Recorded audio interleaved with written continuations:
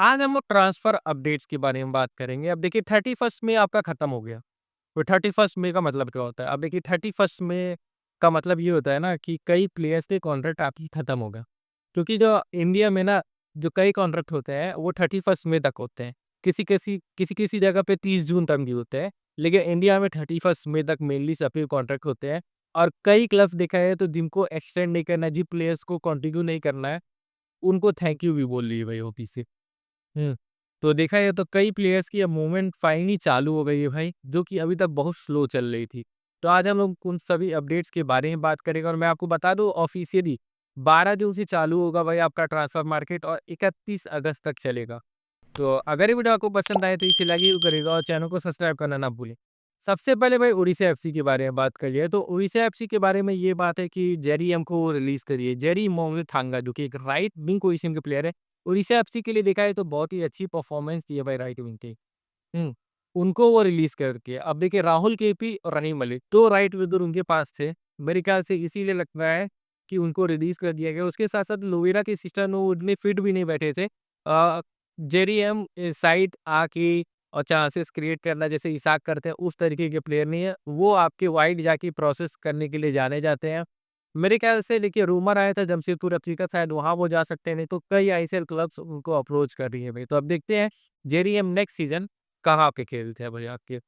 उसके साथ-साथ ओडिशा एफसी एक चौंकाने वाला चीज़ और कर रही है। रूमर आ रहे हैं कि ओडिशा एफसी टूटिया को सेल पे डाली है। अगर ऐसा है तो ये चौंकाने वाला है इसलिए क्योंकि कोई भी अच्छा सेंटर मिडफील्डर नहीं है भाई।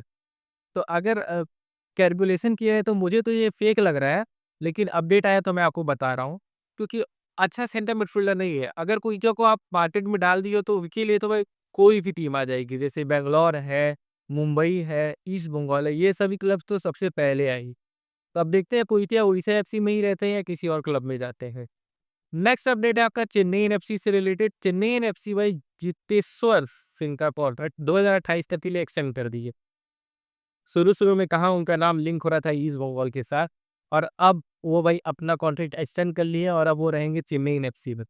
और अब देखते हैं चेन्नई एफसी से कौन-सा डिफेंसिव मिडफील्डर जाता है क्योंकि अब वहाँ पे एक पोजीशन के लिए 3 से 4 ऑप्शन हो गए थे। चेन्नई एफसी से रिलेटेड एक और अपडेट आ रहा है कि जावी हर्नांडिस के ऊपर वो इंटरेस्टेड है। अब जावी की बात किए तो लास्ट सीज़न बहुत ही शानदार परफॉर्मेंस दिए थे।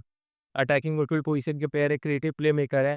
जमशेदपुर एफसी में लास्ट सीज़न खेल रहे थे आके और लगभग पूरा सीज़न खेल रहे हैं, फिट है भाई।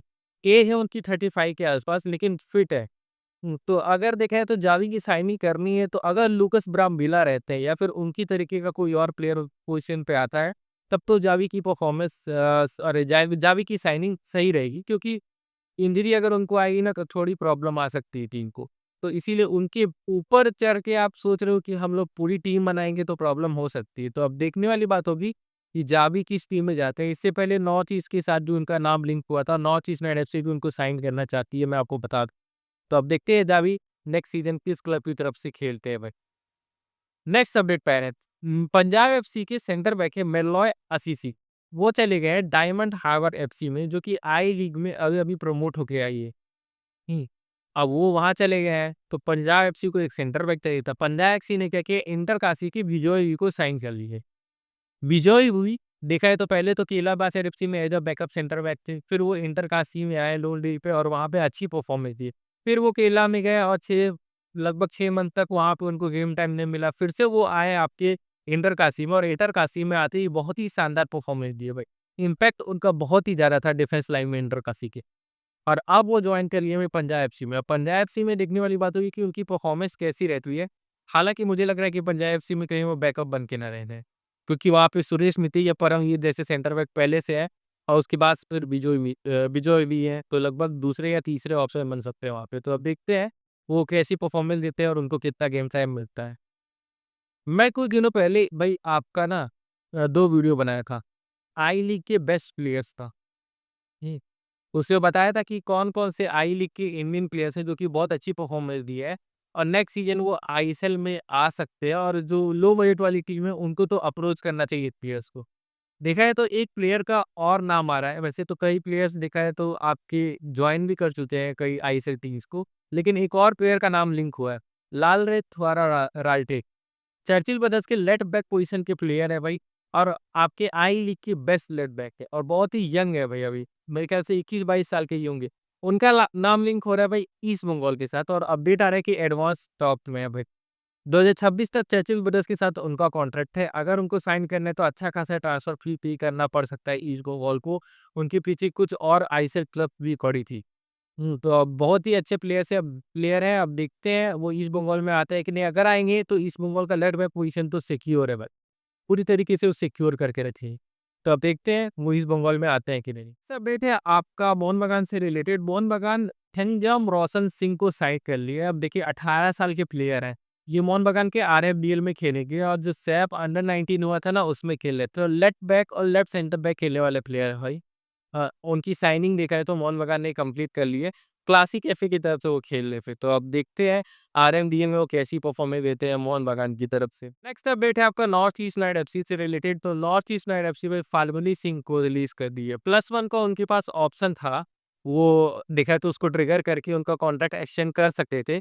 लेकिन भाई फाल्गुनी को रिलीज कर दिए क्योंकि गेम टाइम ही नहीं दे पा रहे थे और इंजरी वगैरह चल रहा था। तो मेरे ख्याल से फाल्गुनी को जाने देना ही मेरे ख्याल से बहुत ही अच्छा डिसीजन था। कई आईएसएल क्लब्स दिखाए हैं और कई आई लीग क्लब्स दिखाए हैं तो फाल्गुनी को साइन करना चाहते हैं। अब देखते हैं नेक्स्ट सीजन फाल्गुनी किस तरह मतलब किस क्लब की तरफ से खेलते हैं। उसके अलावा देखा है तो नॉर्थ ईस्ट यूनाइटेड एफसी के लिए एक और अपडेट आ रहा है लाल बियान का। अब ये कौन है? ये भाई आइजॉल एफसी में खेल रहे थे और लाल रिंजोला लाल बियाकनिया है ना, उनके पीछे थोड़ा-सा छिप जाते हैं। छिप इसलिए जाते हैं क्योंकि देखिए ये भी सेंटर फॉरवर्ड पोजीशन पे खेलते हैं और इनकी परफॉर्मेंस भी बहुत अच्छी रही है।